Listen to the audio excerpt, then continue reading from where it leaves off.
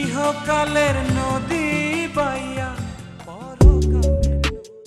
বাংলার কিং খান 2 যুগের বেশি সময়ের কেরিয়ার, 1.5 যুগেরও বেশি সময় ধরে এখনো পর্যন্ত রাজত্ব চালিয়ে যাওয়া। সময়টা হিসেব করতে গেলে একেবারেও কম নয়। উপাধির যেন তার শেষ নেই। কেউ বলে সুপারস্টার, কেউ বলে মেগাস্টার, আবার কেউ বলে কিং খান।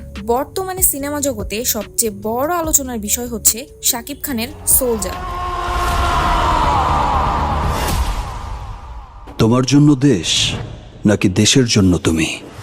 এ সিনেমা দিয়েই দর্শকদের প্রতীক্ষিত বিষয়, এবার ঈদ ছাড়াই প্রেক্ষাগৃহ মাতাবেন শাকিব খান। সোলজার হয়েই এবার যেন সেই মিশনেই নেমেছেন তিনি। শাকিবের সঙ্গে পর্দায় কেমিস্ট্রি জমাতে নিজেকে প্রস্তুত করছেন ছোট পর্দার জনপ্রিয় অভিনেত্রী তানজিন তিশা। সাবিলা নূরের পর এবার তিশার বাজিমাত দেখার অপেক্ষায় রয়েছেন শাকিবিয়ানরা। অ্যাকশন নির্ভর সোলজারে জেন জি থেকে শুরু করে সব শ্রেণীর মানুষ পাবেন দেশপ্রেমের সমসাময়িক গল্প।